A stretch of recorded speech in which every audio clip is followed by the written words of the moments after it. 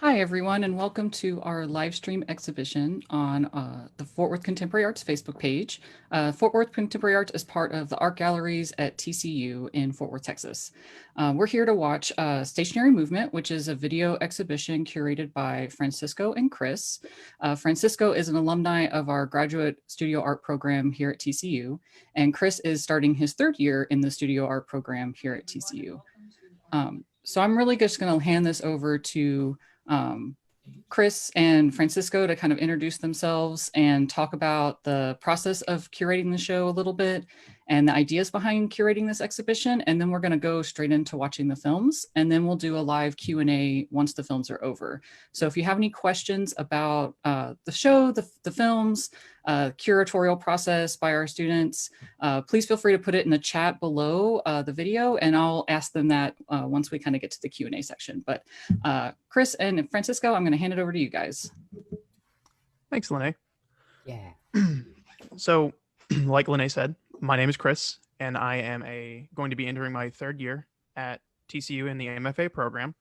I'm getting my degree in studio art with a emphasis in new media.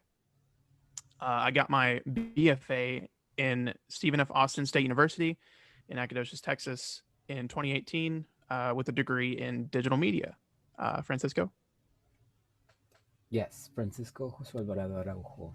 That's my name. So I got my MFA this year actually, in May, and it was in sculpture. I studied in the program for 3 years, and during those 3 years, I made the shift from printmaking, which was my previous practice. I got my BFA in printmaking from UNT in 2015. And yeah, so just been hanging out since then, and yeah. Nice. So I think we kind of need to start this little introduction with where this idea started. Francisco and I were it was the art club annual hot dog cookout, I believe. we were attending in the back courtyard loading dock area where this show takes place, and I was sitting down on one of the steps, just kind of looking out, eating my hot dog, and Francisco sitting next to me, and we're looking at a wall that's positioned in front of a dumpster, two dumpsters actually. That was part of the new fine arts building that had just been built right across from us. And Francisco was staring at it, and I think he looked at me. He's like, "Hey, you think we could do something with that?" I was like, "What? What do you mean?" He's like, "Oh, something along the lines of video, or projection mapping something to that wall." And I was like, "Of course you can. That Yeah. sounds like a possibility that we can definitely do." Yeah, the layout of it is really cool. It looks like an amphitheater, and that's sort of like where because we were sitting on the steps, and then there's steps Yes. behind us, and it kind of has like this horseshoe shaped, and Yes. and the sounds, I think they echoed really like the acoustics. I remember Right. hit me really hard as we were sitting next to each other, and the it's just centered like perfectly in there, and it just reminded me of like there's this theater thing happening right now. It would be amazing like if we could just watch something there, like Right. Yeah, and especially with the group of people that had amassed for the hot dog cookout, it was very much like an amphitheater. We were having refreshments, all just kind of sitting along, staring into nothing. We were just staring outside, talking to one another, of course. But I agree that it felt like an amphitheater or some sort of experience that we needed to be viewing something. So that's kind of where that idea to make this exhibition happen. Well, at first it didn't start as an exhibition. It just kind of started off as an idea that Francisco brought up to me. He's like, "Hey, can we do something with that?" I said, "Yeah, sure. We can totally just project something on that wall and see if we wanted to make something for our own project, or maybe a collaboration or something along those lines." And I yeah. believe we were or go ahead. Sorry. No, I was just gonna say it was really pretty too. It was like this really nice square made out of like really nice bricks. It was just, Right. how could you not? You know, like you have to. Like, it's it's almost begging, or it was begging for something to be on it. It's perfect screen size, I think, at least, and that's what we went with, or that's how we saw it, as a screen, essentially. And so whenever we were testing out certain things to project onto this wall, just different images that we had, we were talking with one another. We're like, we can do this for our own projects and, our own collaborations, but what if we got other artists around the area to and outside the area to be a part of this as well? What if we made this an exhibition? And from that moment, we were like, yeah, we're going to give this opportunity to other artists, other video artists outside of the area, because yeah, we really wanted to showcase that. yeah, and like videos, there wasn't a lot of videos happening, right? Like we want to make videos, but Of for course. some reason, like we just weren't making them. So maybe if we bring in other people from outside who are making them, maybe it'll like start something, you know? Right. Yeah. I was thinking of just back from whenever we were doing this initially. Um, we both do video and sound work. So we had this drive to make video and sound, or make something happen with video, and we weren't necessarily seeing it as much. So this was kind of our opportunity to really put that out there, and make make video more prevalent, and make it a thing that we can really have. Um, so from that moment, we sent out an open call to mostly the different universities around DFW, and then tried to make a little bit more of an open call, because we had some submissions from different places around the country. So that was nice to see that our call had gone beyond DFW, and other professors around the area had sent it to their colleagues and whatnot. So we got a few different submissions from different areas. But we did have a theme for this show, and that theme was movement.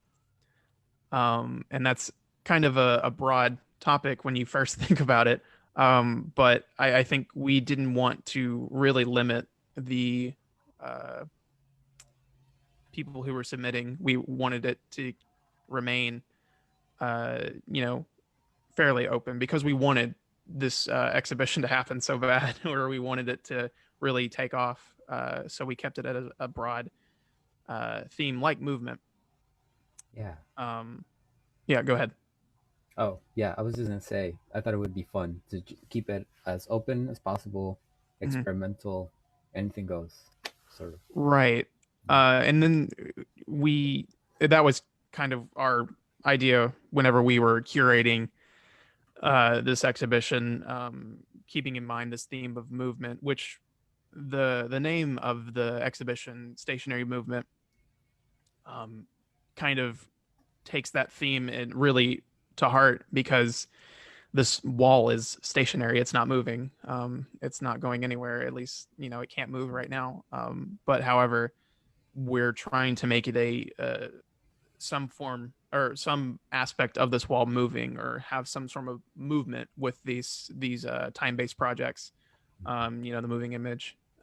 So inherently, it's already exhibiting some form of movement. But beyond that, we were also taking a look at what the videos themselves had, in terms of the theme of movement. And I think we selected a great selection of videos from different artists around DFW, some from UTSA, and and a few from Houston, I believe, or one from Houston. Either way, I feel like we selected a good bunch of artists and work to show. Yeah. Cool. So Yeah. should we go ahead? Yeah, we should totally go ahead and start watching those, because that's about a half hour of awesome films that we'll watch. I did want to reiterate that if you have questions for the curators, we'll do a Q&A after the films. So if you're watching this and want to ask them a question, please feel free to put it in the chat for the video, for the stream. We do have a kind of a little bit of lag. So, you know, as soon as you have a question, feel free to pop it in there, just because I don't want to miss any questions you guys may have for them. So anywho, let's watch the film. So we will come back and talk to you guys in just a little bit. All right.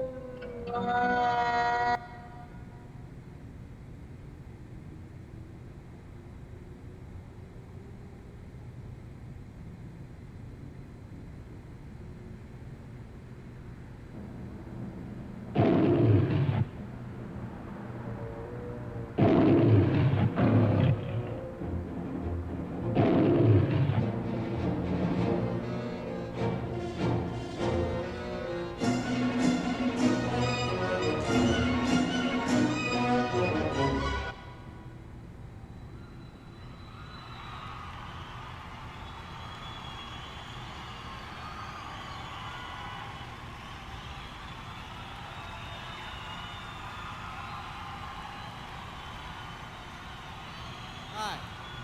Got a tape I want to play.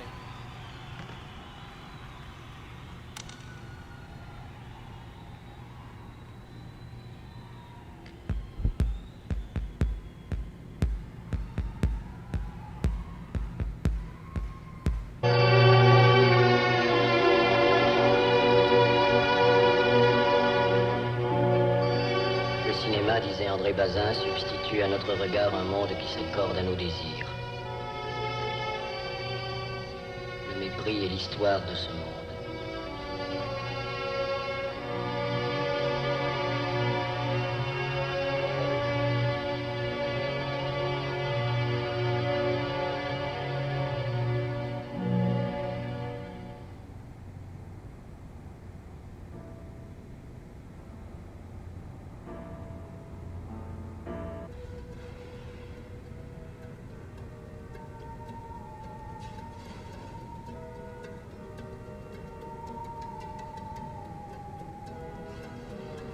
I wrote the script and directed it.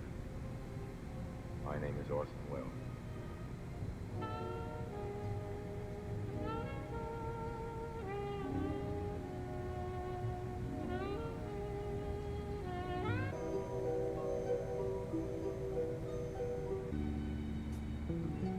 I knew Leo G. Carroll was over a barrel when Tarantula took to the hills. And I really got hot when I saw Jeanette Scott fight a trivet that spits poison and kills. Dana Andrews said prunes gave him the rooms, and passing the muse lots of skills. But when worlds collide, said George Powell to his bride, I'm gonna give you some terrible thrills, like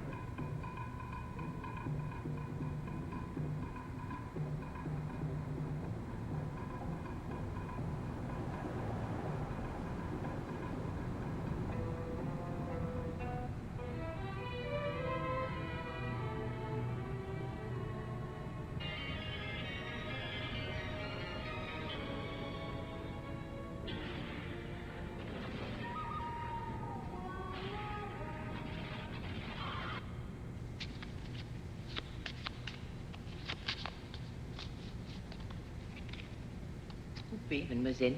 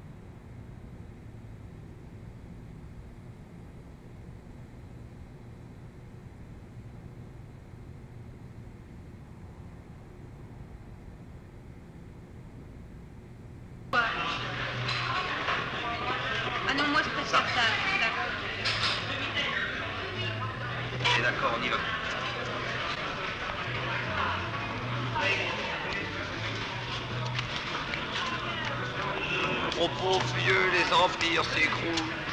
Les républiques s'écroulent. Bravo, monsieur Ségalos, ça c'est du meuble.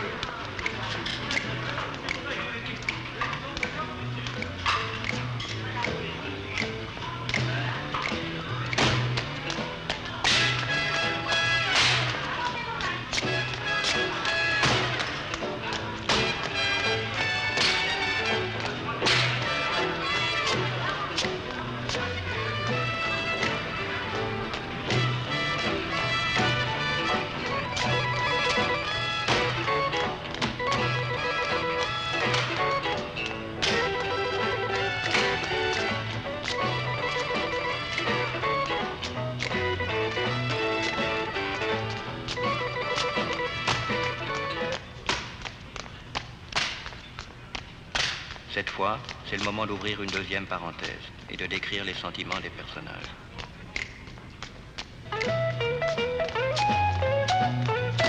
Café!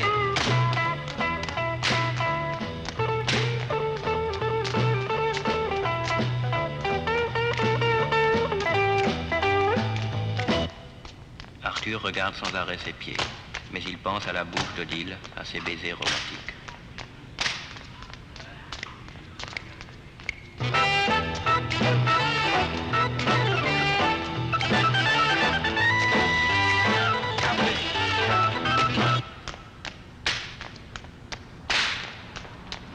Odile se demande si les deux garçons ont remarqué ses deux seins qui remuent à chaque pas sous son chandail.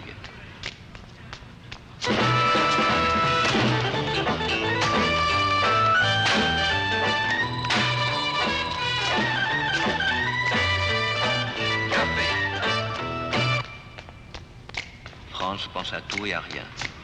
Il ne sait pas si c'est le monde qui est en train de devenir rêve ou le rêve monde.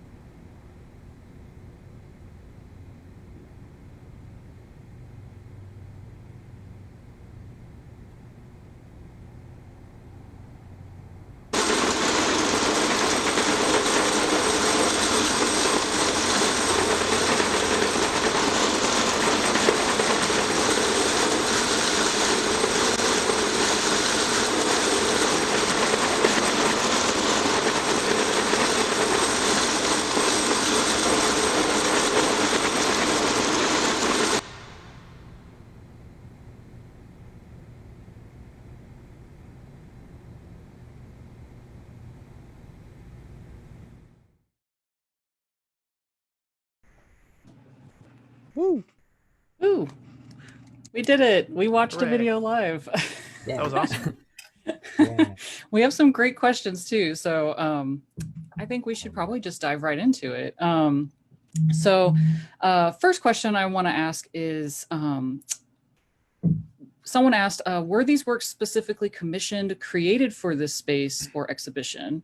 And also, can you speak to the use of found footage in some of the films and any curatorial artist hurdles there? So maybe talk about the if they were commissioned or, you know, that first, and then we can talk about kind of the found footage. Sure.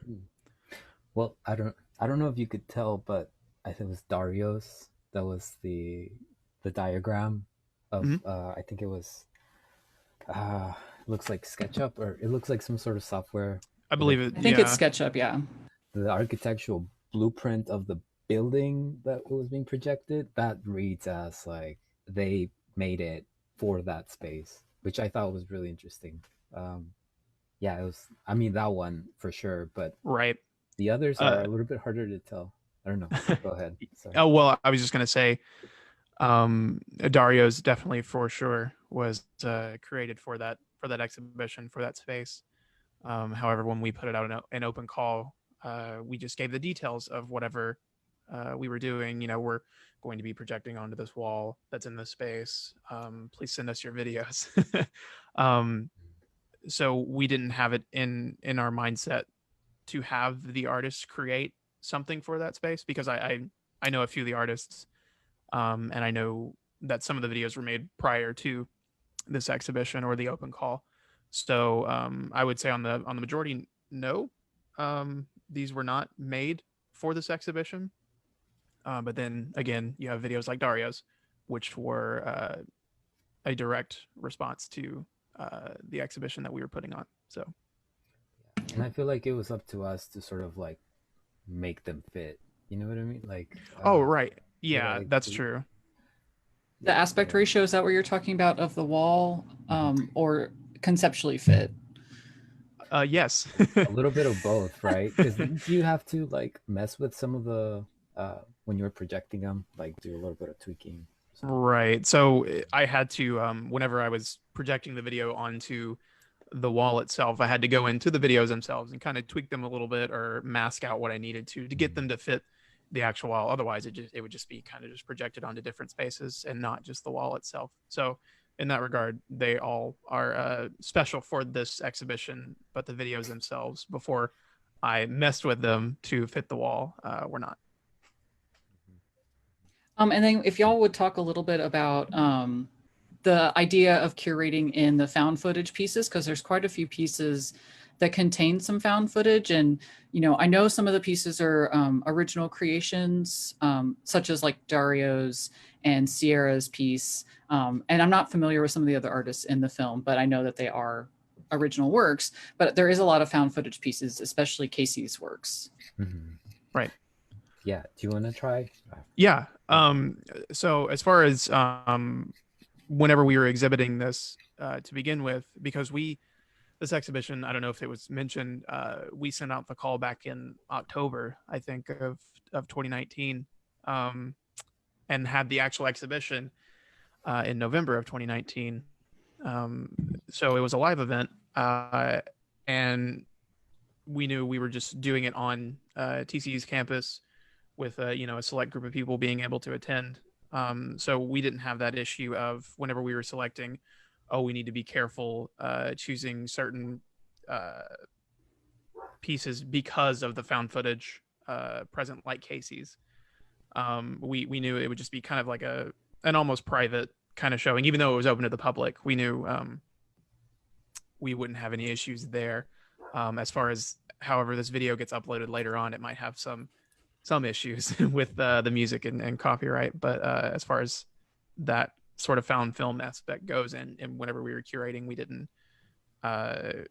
see that as big of an issue, and I don't think we see it as big of an issue moving forward, because I like to work a lot with found footage, and I'm dealing with that constantly of copyright or running into issues whenever using appropriated media. What makes this new, or how does this make itself a thing outside of the original copyright? So those issues are definitely something that I personally am looking at all the time. Yeah, but it also, like, it's how she used it. You know, like, it was like a collage of things. So to me, it was more like, this has been done.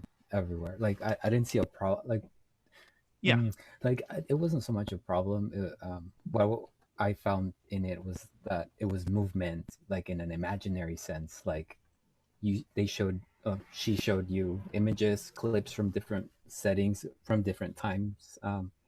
So like it took your mind into a different place, and it's already Yeah. made. It's like cinema or whatever. So it's already grabbing you in the place, but it's spliced. Like it's a time in the 30s, it's a time in the 50s. The movie was from the 70s. Like it's skipping you around mentally. Right.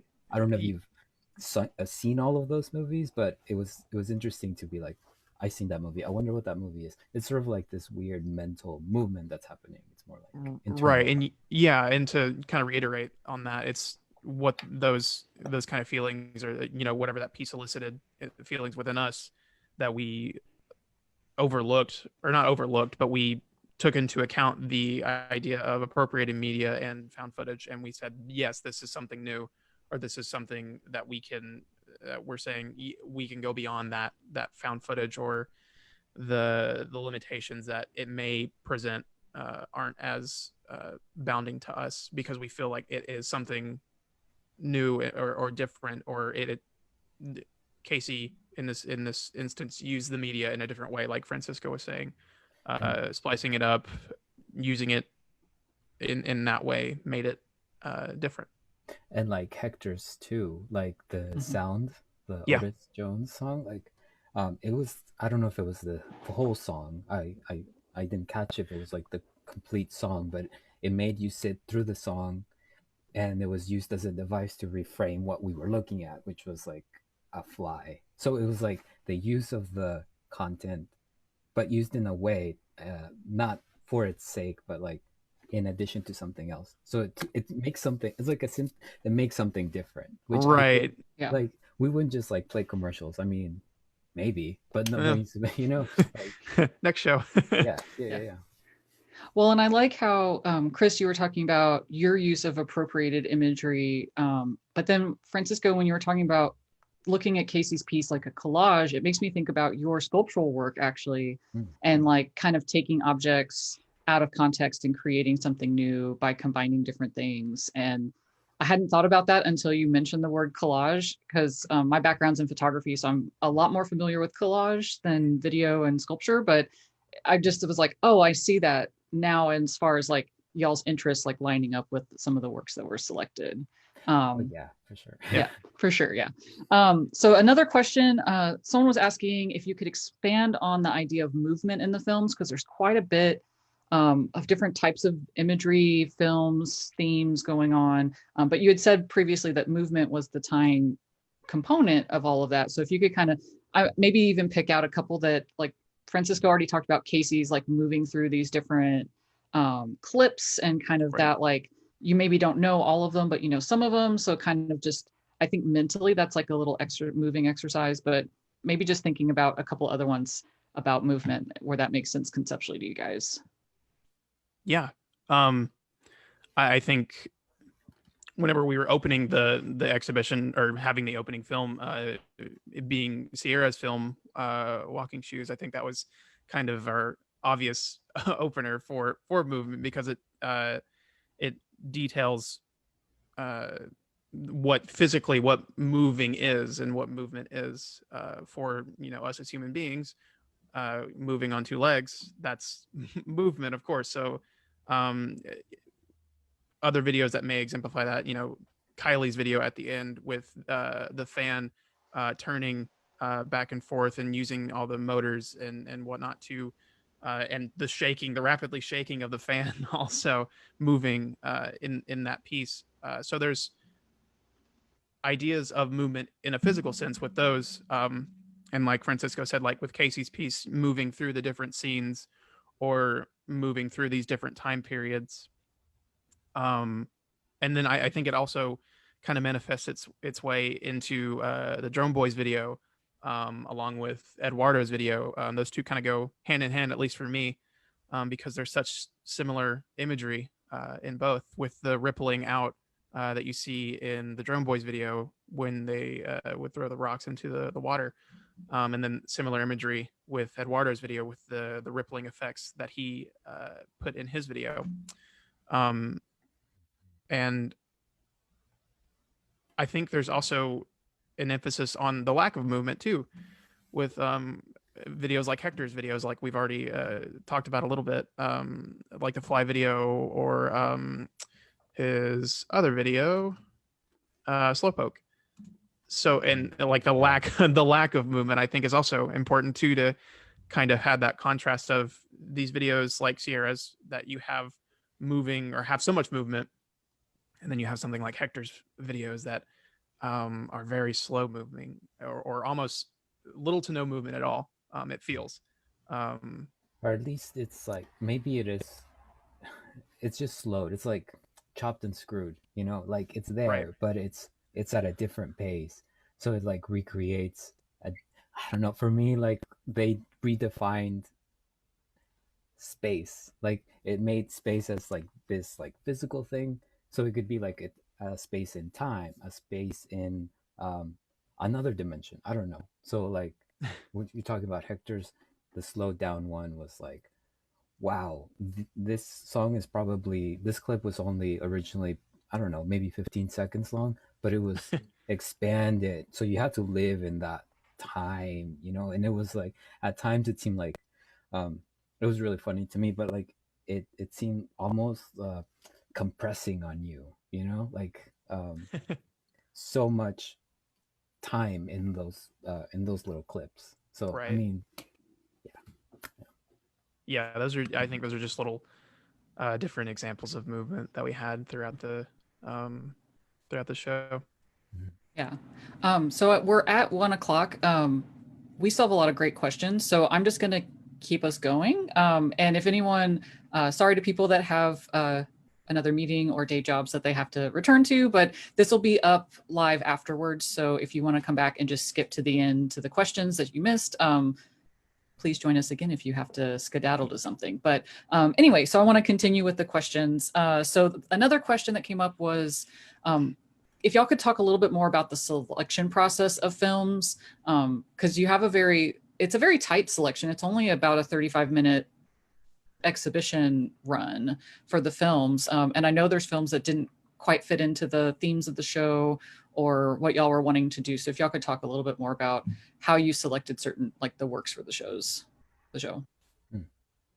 Yeah. Chris, do you want to start? Yeah, I'll go for it. So whenever we put the call out, we just said, open call. Here's what we're doing. We're having this exhibition on this wall in front of a dumpster. Please send us your videos with the theme of movement. Yeah. So we did get a fair amount of videos in from different areas, DFW, UTSA, different areas. So from that point, Francisco and I, after the deadline had closed, we sat down one afternoon and just kind of viewed all the videos, and like you would, curating an exhibition strictly for video. We kind of were thinking in our heads what best kind of exemplifies that theme of movement while also having something that we enjoy to see or that we like.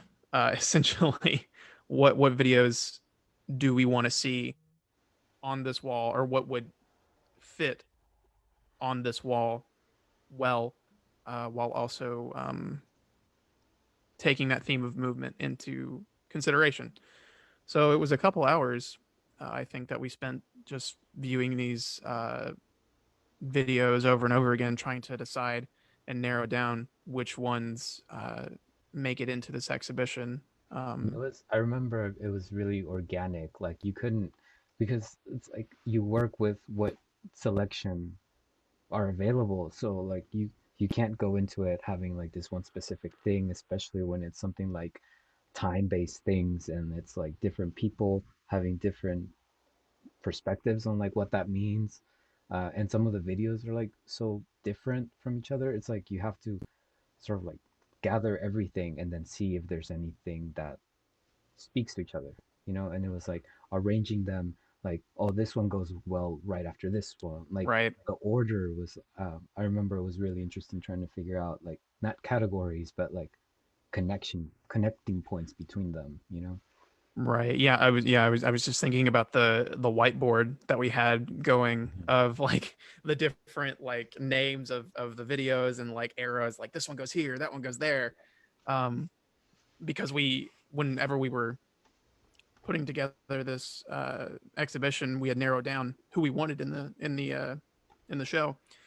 And then it was the process of, actually like putting all the videos together, what works well with what, like Francisco was saying, what connections can we find in the previous video that we can link to the next video, like I was saying earlier, the Drone Beuys video, and also Eduardo's video, where I saw it, and I think Francisco both and I, he and I saw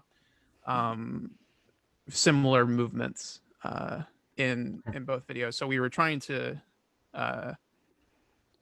think about that whenever we were putting all of these videos together, or putting this exhibition together. Cool. Yeah. So the next few questions are kind of about the future of this work. Oh, boy.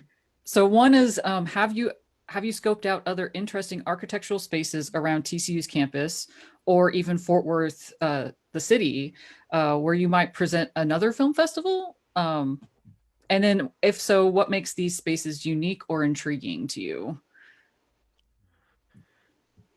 Go ahead. And maybe what Okay. makes this space intriguing to you as well, because it's such an odd, there's another question about this space specifically, because it's a nothing space. I think it's a dumpster dividing wall. So, I mean, it's a very beautiful dumpster dividing wall. Yes. I was going to say, hello?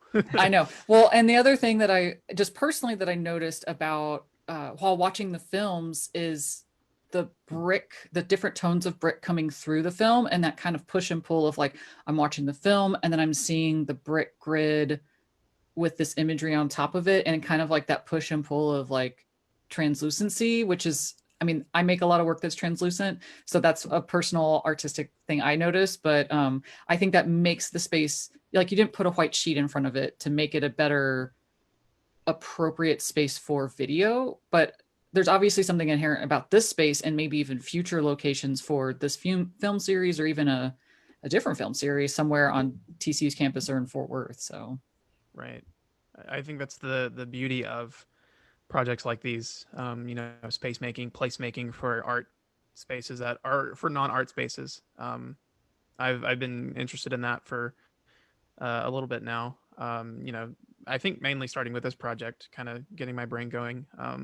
But having a space like this where all these different shades of brick kind of come through these different videos, and what that does to the final product is really interesting. Or finding some sort of tiny nook and cranny in a building, and maybe using that as part of your screen or your project space is really interesting to me. But as far as future projects go, or future film festivals, there's one that comes to mind for me, at least, and it's actually in the same area, the same little courtyard loading dock area, and it's I call it the pit, but it's definitely not called the pit. It's just a fire escape that you in the TCU Fine Arts Building. The photo department is in the basement, and so going into the photo department, you see a fire door, and that fire door leads to this little, like, it's a really tall, dark space that's just concrete, that's acting as a fire escape, but it's very dark, no light whatsoever down there. So it would be perfect for something like another film festival or other film related projection-based projects that I've been keeping my eye on for a while now. So that's what comes to mind as far as TCU campus goes. So, did you ever see what was in that space where that building is, Chris? Like, it was a field of like trees, with like. Oh, prior to Fab being built, just the Oh, and it was just like a field. and then No, I never both of our times, Francisco, there was houses there that Yeah. TCU purchased that were taken down like the month before I started working at TCU, which is about 6 months before you came to TCU. Oh my So God. it's like the history of urban landscape is also kind of at play here, just because of the neighborhood, and then university sprawl versus urban sprawl, and yeah. Yeah. So like coming in, looking at that, and then having a building, like a brand new building, come up in, I don't know, 2 years. Um, it was just it was a trip. Like that was a really nice, like, I mean, it was a little bit like manicured and whatnot, but it was a little bit of trees. It was a little bit of nature, or it was a very different language than what it is now. And I understand the need for buildings, and it's part of the program and stuff, but just the way we can change a space so quickly, so dramatically, and like what replaces it, and just the fact that that wasn't there a year ago, or a year and a half ago maybe, like that's what interested me, was like this wasn't here, but now that it is, it sticks out a lot. And so that wall that hides the dumpster has a lot of it's just really loud to me, because that wasn't there, now it is. I think we're expected to sort of not see it because it's just like a little divider, but it's very loud. So Yeah, that was I was gonna say, how can you not see it? It's Mhm, that side of the building is just all, just normal building, and then you have this little partition with dumpsters, and it's just kind of sticking out like a little bit of a sore thumb. So it's hard not to see. Yeah. and I, also like walls, building walls. That word was very like loud. Yeah, like Yeah. so it was yeah, I don't know. It was just it was just a very loud surface. There's a lot of like things that you can attach to it. So I don't know. I thought it was perfect, but yeah. It's also interesting because the dumpsters are never fully behind the wall, as you can see from Chris's background. It always just is like kind of stuck out a little bit. I think it's a little small for the dumpsters, actually. Like, I think that would take some skill driving to put it back in. Yeah, so it's like hiding it from view on one side, or One like side, yeah. one Yeah, specific. I don't think I've ever Yeah. seen them like fully like hidden behind either. So it's just kind of like they're just there. It's interesting. There's also another question again about kind of the future of this project. It was, do you plan on going forward with this exhibition? If so, how would this work for COVID? Which is interesting because, like you said, this was a physical exhibition that people came to and sat in the loading dock and watched the films back in October, and now we're doing this online. And then they think this could go far, especially in Fort Worth, which is where we're at. So what do y'all think about, I mean, I think video in general in the time of COVID, I think there's a lot of opportunities for the medium. Yeah, for sure. Absolutely. Yeah, I don't know about you, Chris, but I'm constantly like going out and just scoping spaces out, just looking, okay, how many people can I fit there? Okay, like, can that, I don't know, can I paint that wall? Can I do something with this? If I do this, who do I have to talk to? Or should I like ask for forgiveness and just go ahead and do it? Like, yeah, like, I don't know about you, but I'm like constantly looking at spaces, and it's mostly like, okay, that's a cool space, and then once you live in that space for a little bit, then you start thinking about it a little bit more. Yeah, no, I totally I would agree with that statement. However, I think that I think I do the opposite. I think a little bit more. I'm trying to think about how I can bring people in to where I am at, with the space that I'm currently in.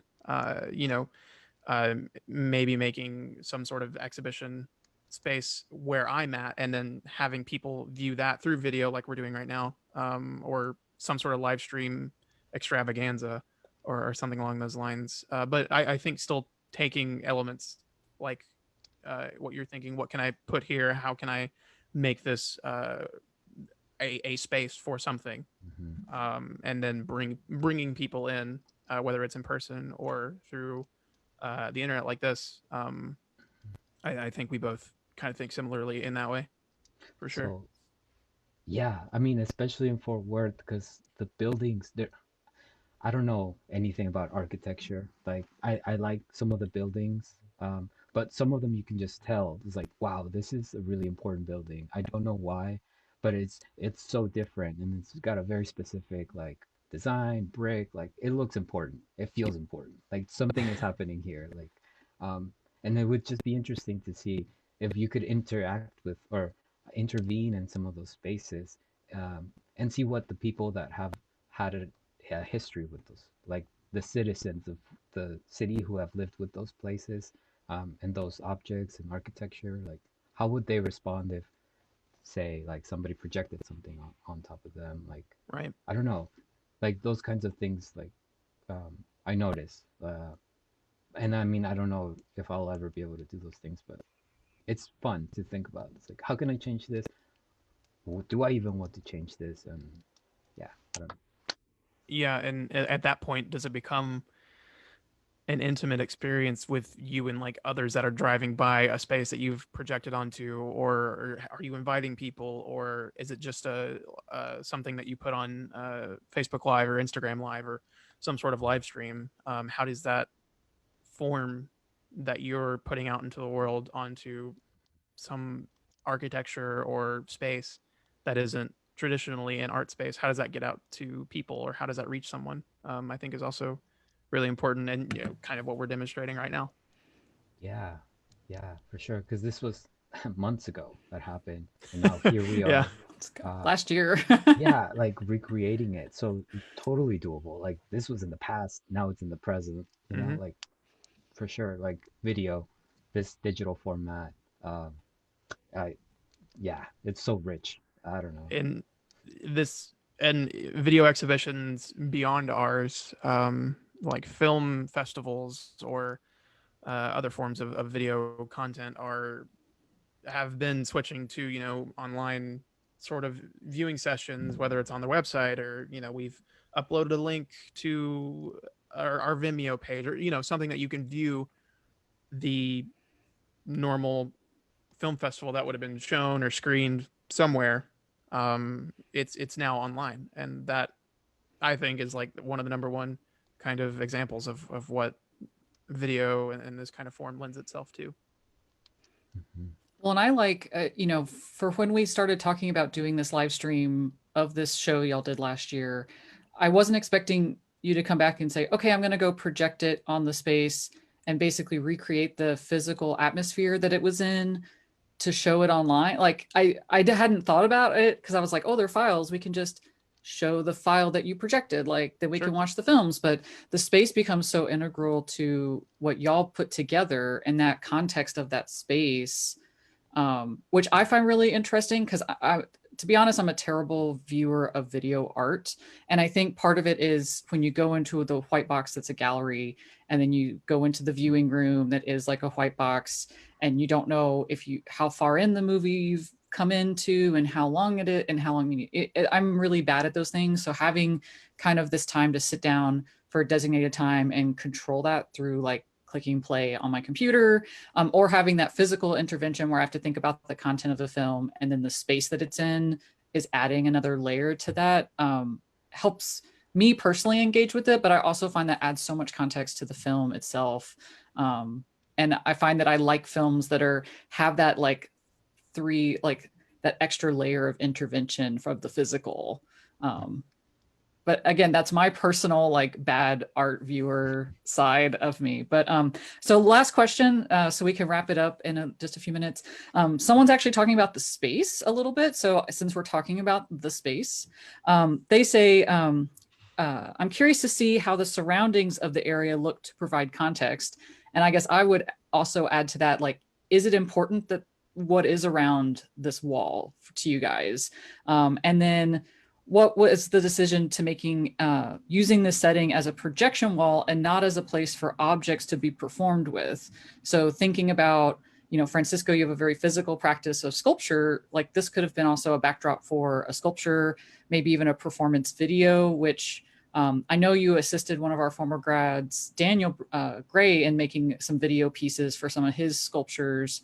But also just thinking about like taking it further to like performance or dance or music and actually utilizing like the dumpster and other things.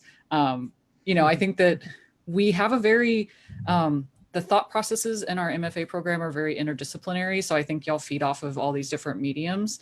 So it is interesting to see this come to fruition as a video project versus something else.